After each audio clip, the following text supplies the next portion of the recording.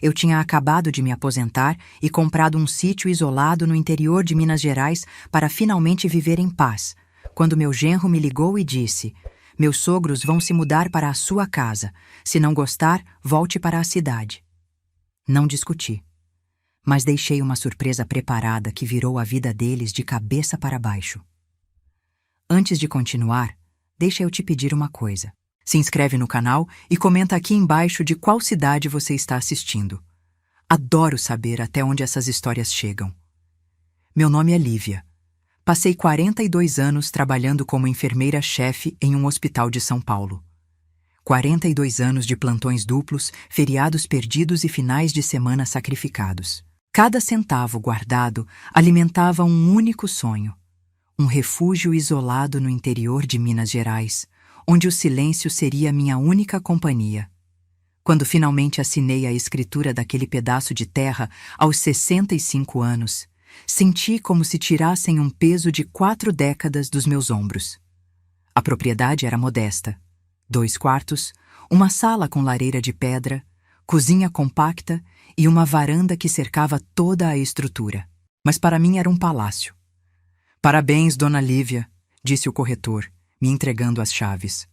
Agora a senhora é oficialmente dona de 2 hectares de paz e tranquilidade.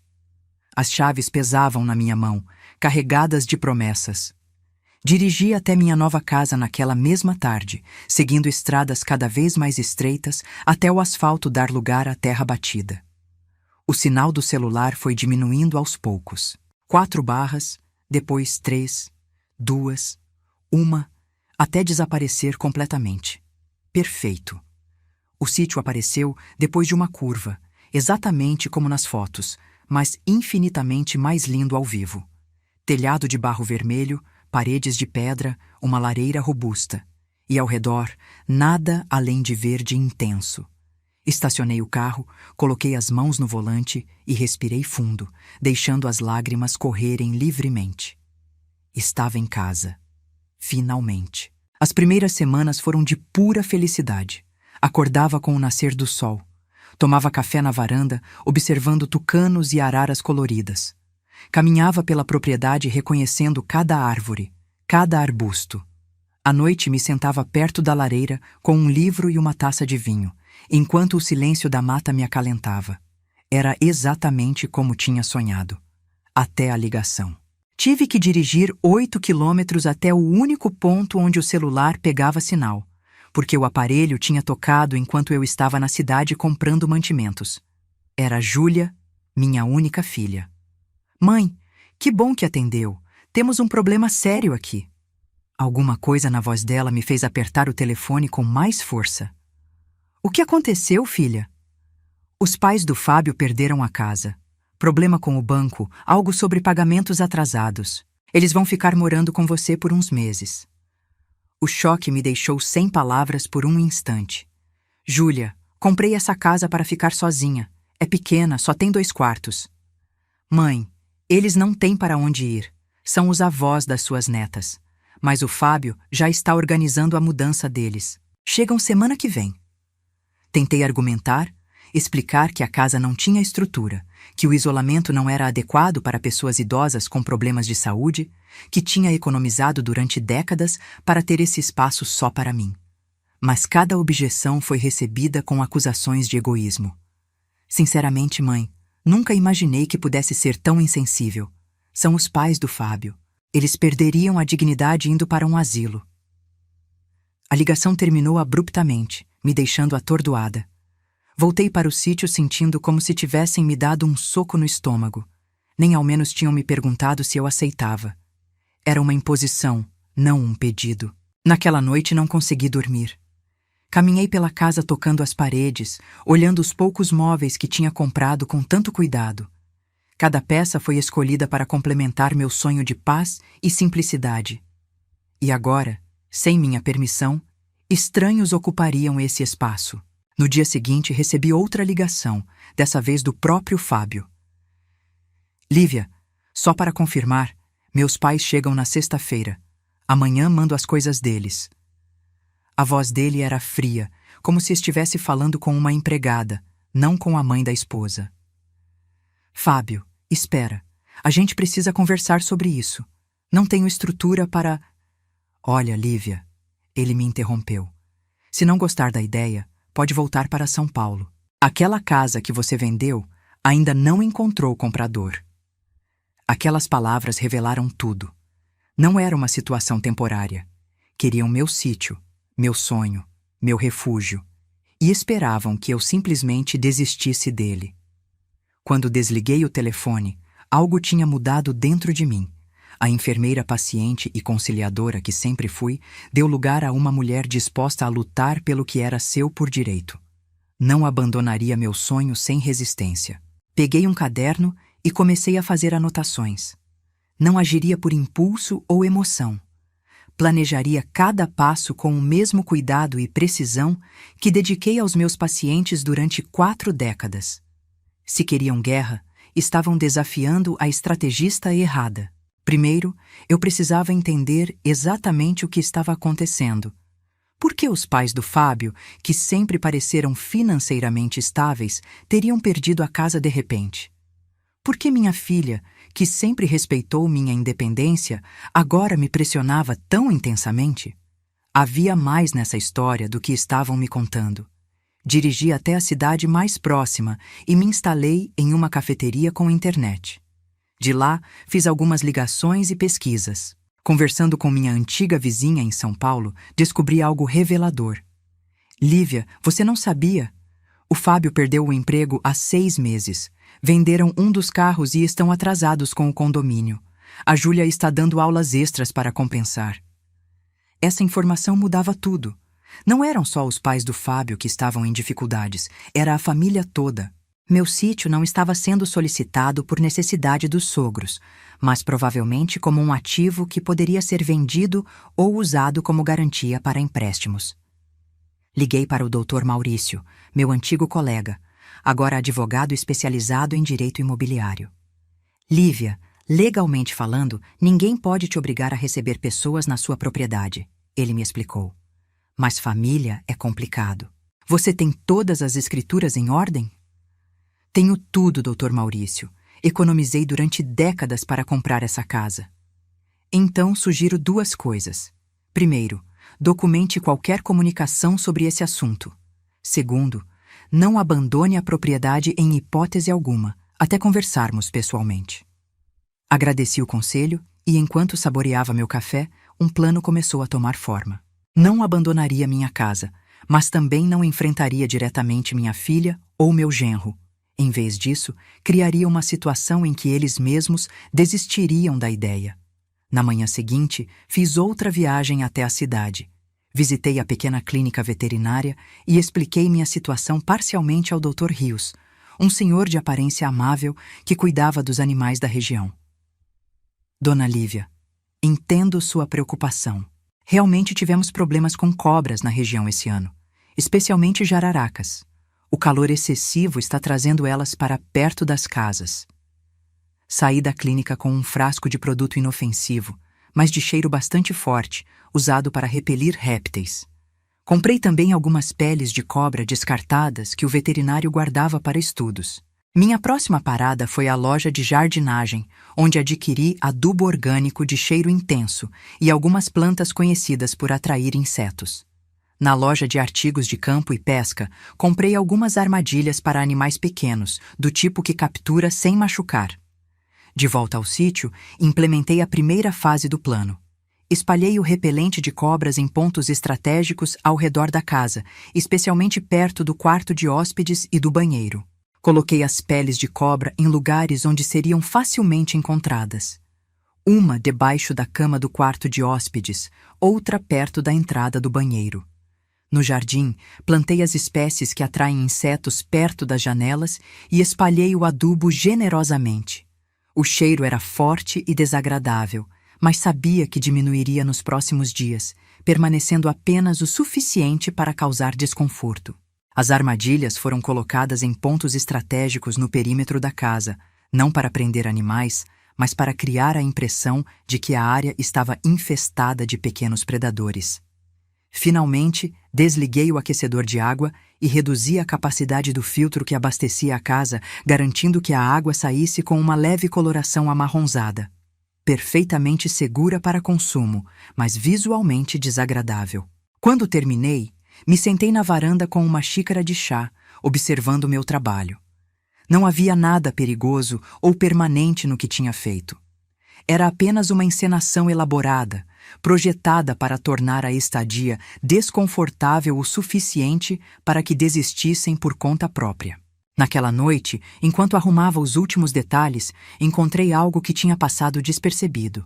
Uma pasta de documentos que Fábio tinha deixado na última visita, meses atrás, quando ainda estávamos em bons termos. Abri por curiosidade e meu coração gelou. Eram papéis para transferência de propriedade, já com espaços para minha assinatura. Fábio tinha trazido tudo preparado, esperando claramente me convencer ou me coagir a transferir o sítio para o nome dele e da Júlia. A descoberta confirmou minhas suspeitas mais sombrias. Não tinha sido paranoia. Realmente estavam planejando tomar minha casa. A necessidade dos pais do Fábio era só uma desculpa para colocar um pé dentro. Me sentei na varanda com os documentos no colo, olhando as montanhas à distância. Aquilo tinha ido longe demais. Não era apenas manipulação emocional. Era uma tentativa calculada de roubar o fruto de 42 anos de trabalho honesto. Peguei o telefone e liguei novamente para o Dr. Maurício, dessa vez com urgência na voz. Doutor, encontrei documentos preocupantes. Preciso que venha aqui o quanto antes. Estarei aí amanhã cedo, ele respondeu sem hesitar. E Lívia, não assine absolutamente nada. Guardei os papéis em lugar seguro e voltei para dentro de casa. A sexta-feira se aproximava. Em poucos dias, meus visitantes indesejados chegariam. E eu estaria pronta. A sexta-feira chegou e me preparei para a chegada dos visitantes. Coloquei meu melhor sorriso e esperei na varanda. Por volta das 3 da tarde, um carro desconhecido apareceu na estrada de terra levantando poeira. Fábio dirigia com Júlia ao lado. No banco de trás, Osvaldo e Sônia pareciam tensos e deslocados. Acenei amigavelmente enquanto estacionavam. Minha filha foi a primeira a sair, correndo para me abraçar. Mãe, está bem? Parece cansada. Estou ótima, querida, respondi, mantendo o sorriso. Só me adaptando à vida no campo. Fábio e seus pais se aproximaram com expressões que variavam entre desconforto e irritação. Estava claro que nenhum deles queria realmente estar ali. Dona Lívia? Osvaldo estendeu a mão formalmente. Agradecemos sua hospitalidade. Sônia apenas acenou com a cabeça, seus olhos percorrendo o sítio com evidente desaprovação. Vamos entrar, sugeri. Preparei um café para receber vocês. Assim que entramos, percebi que o plano começava a funcionar. Sônia franziu o nariz imediatamente. Que cheiro é esse? Ah, deve ser o adubo natural que uso no jardim, expliquei inocentemente.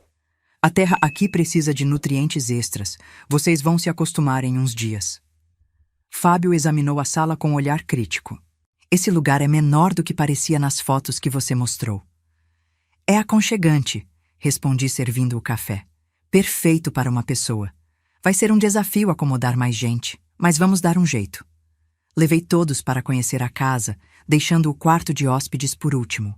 Quando abri a porta, tive que controlar minha expressão para não sorrir ao ver o rosto horrorizado da Sônia quando viu a pele de cobra parcialmente visível debaixo da cama. "O que é isso?" ela gritou, recuando. "Onde?" perguntei, me abaixando para olhar. "Ah, outra. Me desculpem, temos tido um problema com cobras ultimamente. O veterinário disse que é normal nessa época do ano. Elas entram procurando calor, mas são inofensivas na maioria das vezes." "Na maioria das vezes?" repetiu Osvaldo empalidecendo. "Bom, exceto as jararacas, claro. Mas não se preocupem. Já faz quase 2 semanas desde o último incidente." Fábio lançou um olhar alarmado para Júlia, que parecia igualmente perturbada. "Mãe, você não mencionou nada sobre cobras." "Não quis preocupar, querida. Além disso, estou aprendendo a conviver com a natureza. Faz parte do charme do campo." O banheiro provocou reações similares quando abri a torneira e a água saiu com coloração amarronzada. É só um pouco de ferrugem, expliquei. Perfeitamente seguro para beber. E o chuveiro bom, conseguimos água quente em dias realmente ensolarados. Naquela noite, enquanto preparava o jantar, ouvi Fábio e Júlia conversando em voz baixa na varanda. Me aproximei silenciosamente para escutar. Isso é insustentável, dizia Fábio. Meus pais não podem ficar aqui. Você viu aquela cobra? Também estou preocupada, respondeu Júlia. Acho que subestimamos o quanto esse lugar é isolado. E a água. Precisamos pensar em outra solução, concluiu Fábio. Voltei para a cozinha sentindo uma mistura de alívio e culpa. Meu plano estava funcionando, mas manipular minha própria filha me deixava desconfortável. Ainda assim, era necessário. Essa casa representava tudo pelo que tinha trabalhado. Durante o jantar, me certifiquei de contar histórias sobre os desafios da vida rural. Os escorpiões que ocasionalmente apareciam nos cantos, a dificuldade de conseguir atendimento médico de emergência, a falta de sinal de celular. Mas sabem o que é mais difícil? Comentei servindo uma sobremesa simples. A solidão. Às vezes passo dias sem falar com ninguém. Chego a conversar com as paredes sozinha. Ri como se achasse a situação divertida. Por isso estou tão feliz com a companhia de vocês. O olhar de pânico que Sônia e Osvaldo trocaram foi quase cômico. A primeira noite dos visitantes foi exatamente como planejei.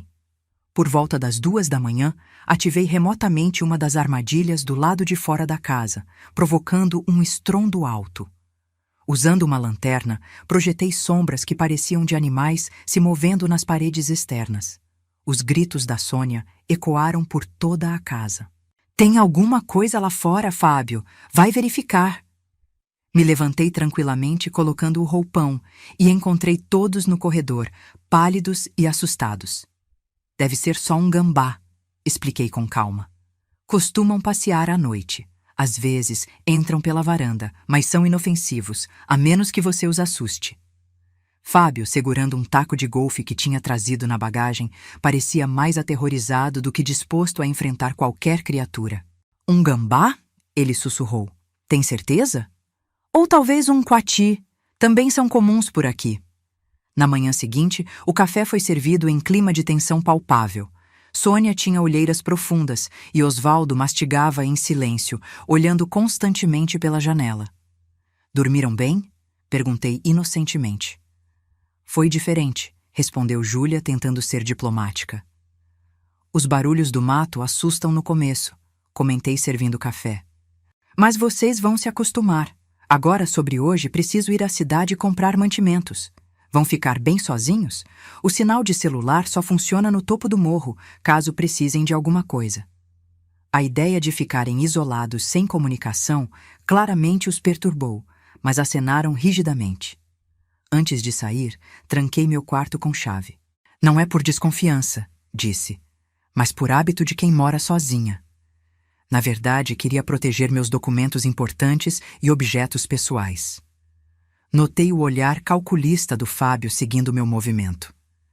Passei o dia na cidade não apenas fazendo compras, mas também conversando com o Dr. Maurício sobre os documentos de transferência que tinha encontrado. Quando voltei ao sítio no fim da tarde, encontrei um cenário quase cômico. Sônia estava sentada dentro do carro com as portas trancadas, se recusando a entrar na casa. Osvaldo discutia acaloradamente com Fábio na varanda, enquanto Júlia parecia estar chorando na cozinha. Aconteceu alguma coisa? Perguntei fingindo surpresa. Minha mãe encontrou outro réptil no banheiro, explicou Fábio, mal contendo a irritação. E a água está completamente amarela hoje. Ah, deve ter chovido ontem à noite, respondi com calma. Afeta o poço. Quanto à cobra, provavelmente era só uma cobra verde pequena. Elas gostam de lugares úmidos. Cobra verde, exclamou Osvaldo com a voz subindo uma oitava. São inofensivas, geralmente. Continuei descarregando as compras. A menos que você as provoque. A batalha estava ganha. Eu podia sentir. Naquela noite, a tensão era tão densa que podia ser cortada com uma faca. Durante o jantar, mantive a conversa em temas que sabia que os incomodariam ainda mais. A falta de assistência médica próxima, os problemas frequentes com fornecimento de água e luz, os animais peçonhentos comuns na região. Sabiam que somos o único sítio em um raio de 30 quilômetros sem posto de saúde? Comentei enquanto servia mais frango. O pessoal da região brinca dizendo que se você tiver um infarto, é melhor já estar em paz com Deus. Sônia mal tocou na comida.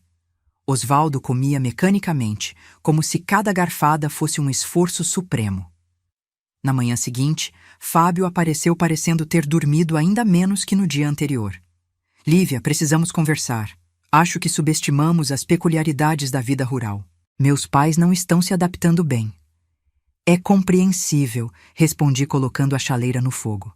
A vida aqui é para espíritos aventureiros. Estamos considerando outras opções. Contive um sorriso de satisfação. Antes que pudesse responder, Sônia saiu correndo do quarto segurando um sapato. Tinha uma aranha enorme no meu sapato, do tamanho de um prato. Ah, deve ser uma aranha armadeira, comentei com naturalidade. A mordida pode causar inchaço e dor por alguns dias. Está decidido. A gente vai embora hoje mesmo, declarou Fábio. Júlia pareceu confusa. Hoje? Mas para onde seus pais vão? Vocês mencionaram que a casa em São Paulo ainda não foi vendida, sugeri servindo café. Por que não a usam temporariamente? Seria muito mais conveniente, com hospitais por perto, água limpa, sem cobras. Fábio e Júlia trocaram olhares significativos. Poderíamos adiar a venda por uns meses, disse Júlia lentamente. Em 2 horas, as malas estavam sendo recarregadas. Sônia parecia rejuvenescida, só de pensar em deixar o sítio. Júlia me abraçou ao se despedir. Sinto muito, mãe. Tem certeza que está bem aqui sozinha? Estou no paraíso, querida. Essa vida simples é tudo o que sempre quis. E os seus sogros? Onde vão ficar? Vão temporariamente para a casa da irmã da Sônia, enquanto resolvem a situação, respondeu Júlia. Enquanto o carro se afastava, senti uma onda de alívio e, ao mesmo tempo, uma pontada de culpa. Tinha manipulado minha própria família, mas tinha defendido meu sonho, conquistado com 42 anos de trabalho. Entrei e comecei a limpar os rastros do meu plano. Recolhi as peles de cobra, tirei o repelente, limpiei o filtro de água. Uma semana depois, recebi uma ligação inesperada de Júlia. Algo na voz dela me colocou em alerta. Mãe, preciso falar com você pessoalmente. Posso ir amanhã? Claro, querida. Vou sozinha. Júlia chegou na tarde seguinte. Quando a vi sair do carro, notei imediatamente o quanto parecia cansada. Tinha emagrecido e seus olhos carregavam uma tristeza que partiu meu coração. Nos sentamos na varanda. Por alguns minutos apenas observamos a paisagem em silêncio. Mãe, sei o que o Fábio estava planejando. A franqueza me pegou de surpresa. Os papéis para a transferência da casa. Você tinha razão, mãe. Encontrei mais documentos no escritório dele que comprovam todo o plano. Ela suspirou profundamente. Fábio não só perdeu o emprego, contraiu dívidas enormes, jogos de azar, investimentos arriscados. Usou nossa casa como garantia sem me consultar. Estamos prestes a perder tudo. E você sabia disso? As lágrimas finalmente escaparam. Não tudo. Só descobri a verdade quando encontrei os documentos ontem. Tivemos uma briga feia. Segurei a mão dela sobre a mesa. E agora? Pedi o divórcio. Fábio está desesperado. Descobri que ele falsificou minha assinatura em vários documentos. Isso é crime, Júlia. Eu sei. Vim te avisar que o Fábio está furioso. Sabe que fracassou na tentativa de conseguir seu sítio e me culpa por não ter sido mais persuasiva. Um calafrio percorreu minha espinha.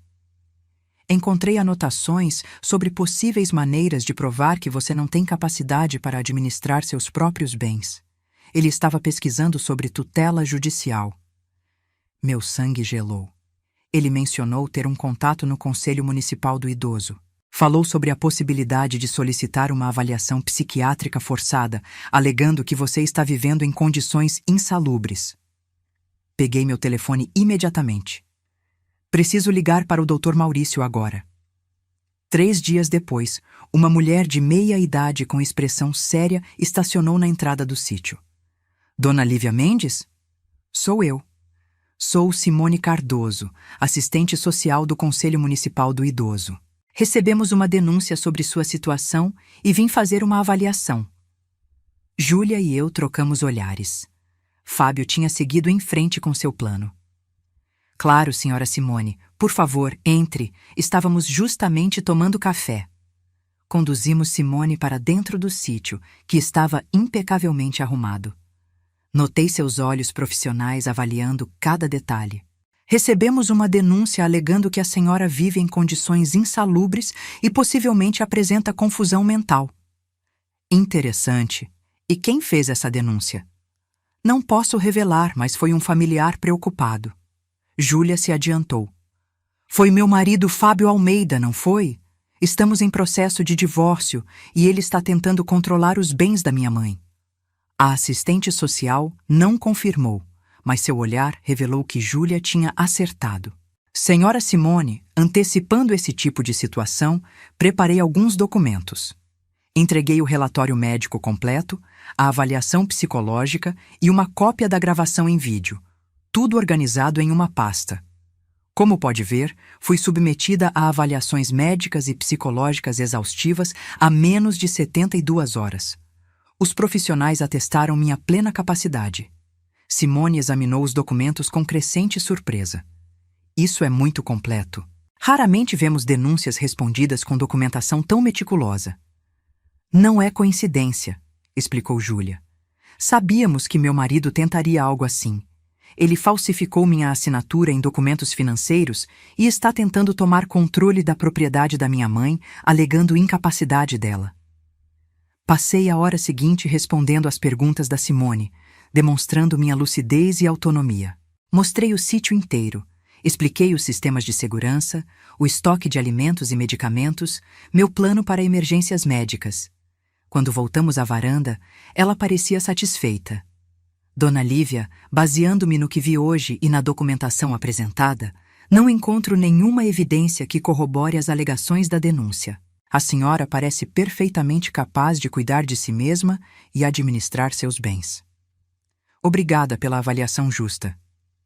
Após a partida dela, Júlia e eu nos abraçamos, permitindo finalmente sentir o alívio de ter superado mais uma barreira. Mas ambas sabíamos que a guerra estava longe de terminar. Naquela mesma noite, depois da visita da assistente social, o Dr. Maurício chegou ao sítio trazendo notícias preocupantes. Lívia, investigamos as dívidas do Fábio. Ele deve a pessoas perigosas. Parte do dinheiro veio de agiotistas. É outra razão para ter cuidado nos próximos passos.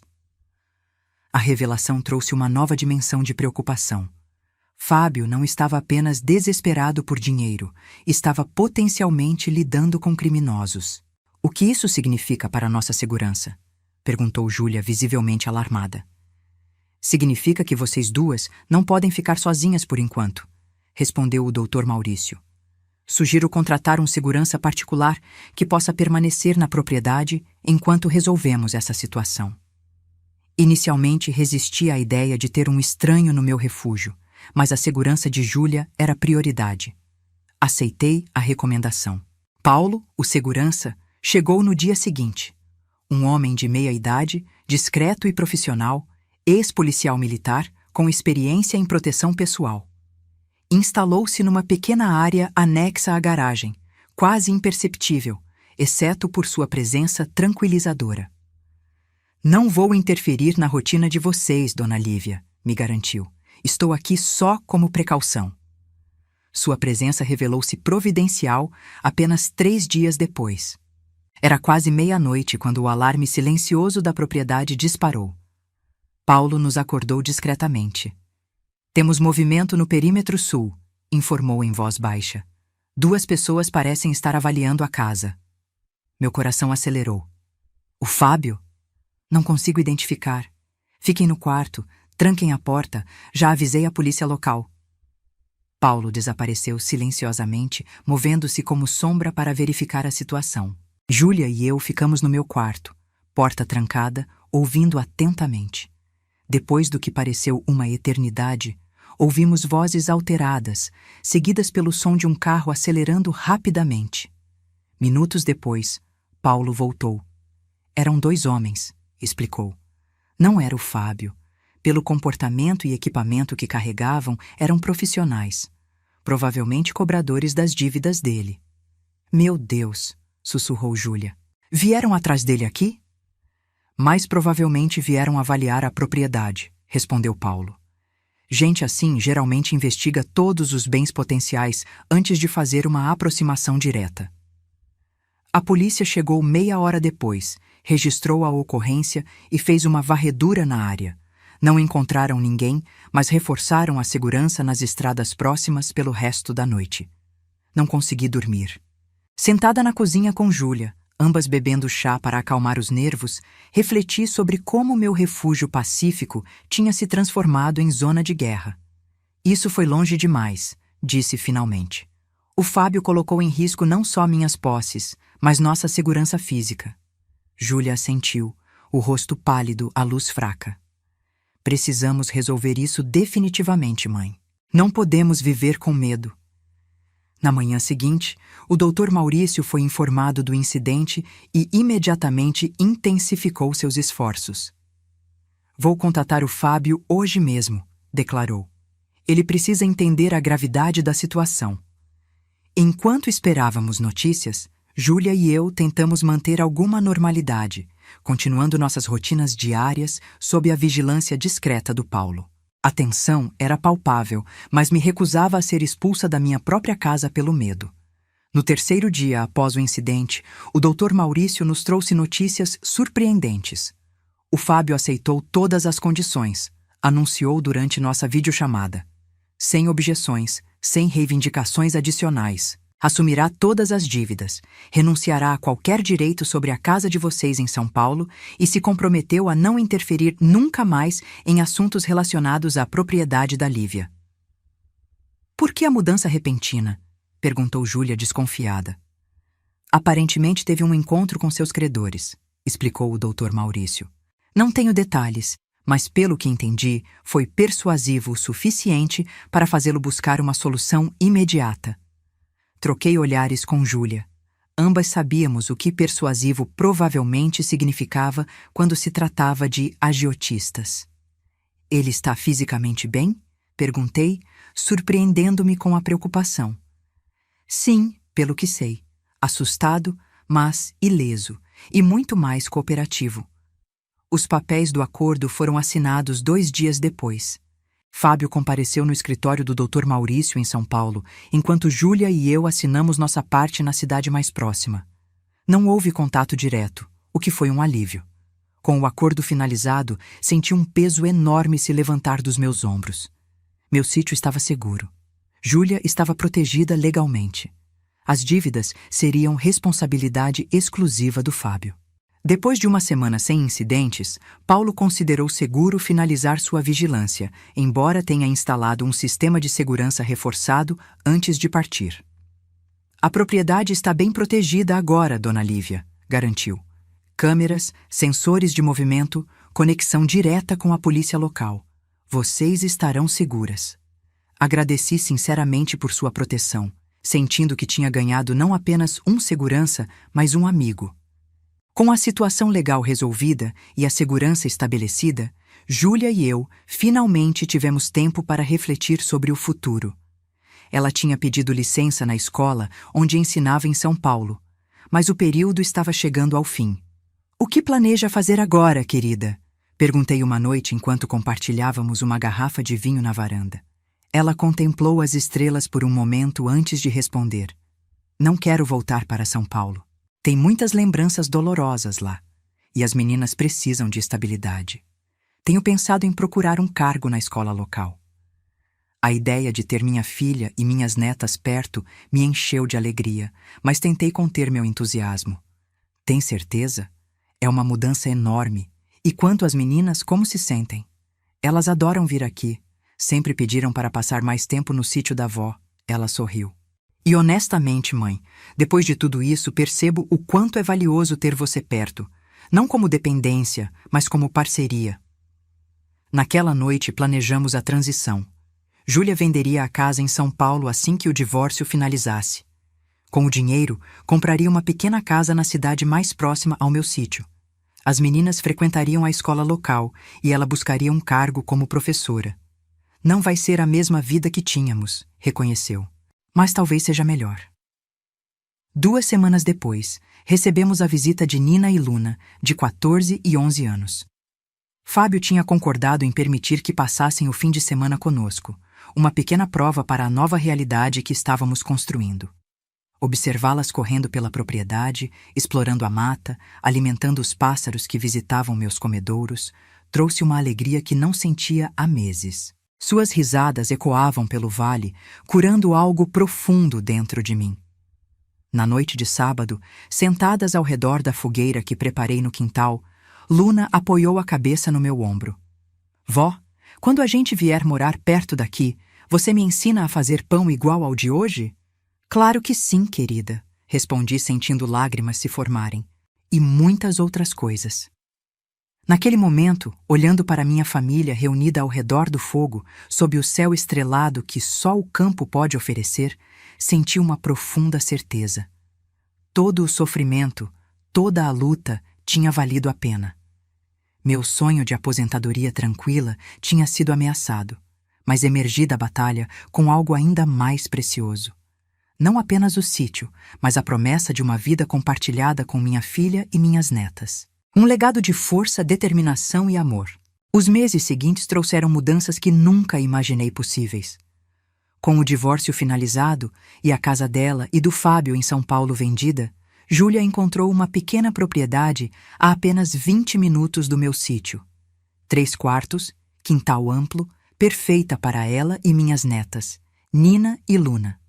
É menor do que estávamos acostumadas, comentou Júlia enquanto arrumávamos a nova casa dela. Mas sinto que posso respirar aqui. Entendi exatamente o que ela queria dizer. Às vezes os espaços menores oferecem mais liberdade que as mansões que nos aprisionam. O Natal foi simples e perfeito. Preparamos a ceia juntas, com as meninas ajudando a decorar biscoitos. Cantamos músicas natalinas ao redor da mesa e pela primeira vez em muitos anos me senti completamente em paz. Vó, podemos ir ver as estrelas na sua varanda depois? Perguntou Luna enquanto lavávamos a louça. Claro que sim, querida. O céu vai estar especialmente bonito hoje à noite. Júlia conseguiu um emprego como professora na escola local. As meninas se adaptaram rapidamente, fazendo novas amizades. Nina entrou para o time de vôlei da escola. Luna descobriu uma paixão por desenhar os pássaros que visitavam nossos quintais. Minha rotina voltou ao ritmo tranquilo que sempre sonhei. Acordo cedo, tomo café na varanda observando os tucanos. Cuido da horta, leio meus livros, recebo a visita da Júlia e das meninas quase todos os dias. Às vezes ajudo Dona Irene, minha vizinha mais próxima, com pequenas coisas. Ela tem 82 anos e mora sozinha desde que ficou viúva. Levo pães caseiros, conversamos sobre plantas medicinais, ela me ensina receitas antigas que aprendeu com a mãe. Você me lembra minha filha, ela me disse certa vez. Também foi morar longe, na capital. Vem me visitar 2 vezes por ano, mas a vida dela é lá. Não julgo. Cada um faz suas escolhas. Eu fiz as minhas. O Dr. Maurício me visita de vez em quando, sempre trazendo a esposa Ana. Eles compraram um pequeno terreno a alguns quilômetros daqui e estão construindo uma casa de campo para os finais de semana. Nos tornamos amigos de verdade, não apenas cliente e advogado. Paulo, o segurança que nos protegeu nos momentos mais tensos, abriu uma empresa de segurança rural na cidade. Instalou câmeras e sensores na minha propriedade, recusando-se a cobrar. Foi um prazer ajudá-la, Dona Lívia. Encontro poucas pessoas com tanta determinação. Quando o primeiro aniversário da minha mudança para o sítio chegou, decidimos celebrar em família. Nada grandioso, apenas nós. Júlia e as meninas prepararam uma surpresa. Montaram uma mesa rústica sob a sombra dos ipês, decorada com flores colhidas na propriedade. Nina fez um livro artesanal, onde registrou todas as plantas medicinais que identificamos juntas ao longo do ano, com desenhos detalhados e anotações sobre seus usos. Luna construiu, com a ajuda do professor de artes da escola, um quadro de madeira entalhada para a entrada do sítio. Refúgio da Lívia, dizia a placa, com desenhos de pássaros e flores. Para que ninguém esqueça nunca que esta terra é sua por direito, vó, explicou ela com seriedade. Obrigada, queridas.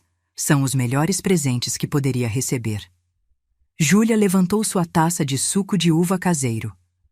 A minha mãe, que nos ensinou que alguns sonhos valem a luta, que nos mostrou que estabelecer limites não é egoísmo, é amor próprio, e que provou que nunca é tarde demais para descobrir a própria força. Brindamos sob o céu azul. As meninas correram para brincar com Thor, o cachorro vira-lata que adotaram do abrigo local. O animal de pelo dourado e energia infinita já fazia parte da família. Mais tarde, Nina veio se sentar ao meu lado na varanda, ambas observando o pôr do sol em silêncio confortável. Sabe o que mais admiro na senhora, vó? Perguntou finalmente. Não é só que defendeu seu sonho, mas que permitiu que ele crescesse e mudasse, que incluísse outras pessoas. Suas palavras me tocaram profundamente. Talvez seja isso que realmente significa envelhecer bem, respondi. Não apenas se agarrar ao que planejamos, mas permanecer abertos a novos sonhos, novos começos. Ficamos ali até as primeiras estrelas começarem a aparecer no céu escuro. Não era a aposentadoria tranquila e solitária que tinha imaginado durante aqueles longos anos de plantões no hospital. Era algo mais complexo, mais rico em experiências e conexões humanas do que jamais poderia ter planejado. O sítio que defendi com tanta determinação não era mais apenas um refúgio do mundo, mas um ponto de encontro para a família que quase perdi e reconquistei de uma forma nova e mais saudável. Observando as luzes da casa da Júlia ao longe, com o som distante das risadas das meninas brincando com o cachorro, senti uma profunda gratidão. Por Júlia e sua coragem de recomeçar, pelas meninas e sua visão fresca do mundo, por cada pessoa que cruzou meu caminho nesses últimos anos, contribuindo para o que minha vida se tornou. E senti gratidão até pela crise que quase me custou tudo, porque sem ela, talvez nunca tivesse descoberto a força que sempre existiu dentro de mim, esperando o momento certo para florescer. Minha vida agora é exatamente o que sempre quis. Simples, tranquila, cercada de natureza. Com a diferença de que não estou sozinha por solidão, mas por escolha. E quando quero companhia, tenho minha família a 20 minutos de distância. Acordo quando o sol nasce. Tomo café observando os pássaros. Cuido das minhas plantas. Leio meus livros. Recebo minhas netas para passar o fim de semana. Ensino a Nina sobre ervas medicinais. Ajudo Luna a desenhar as araras que pousam nos ipês. É uma vida comum. Uma vida normal. Uma vida que conquistei com unhas e dentes. E não trocaria por nada. Enquanto o sol desaparecia completamente no horizonte, pintando o céu de laranja e rosa, fechei os olhos e respirei fundo. O cheiro da terra após a chuva da tarde, o canto dos grilos começando sua sinfonia noturna, o vento suave balançando as árvores. Este era meu paraíso, conquistado, defendido e finalmente vivido em paz. Agora me diz uma coisa. No meu lugar, o que você faria? Comenta aqui embaixo e não deixa de assistir o próximo vídeo que está aparecendo na tela, que traz uma reviravolta emocionante.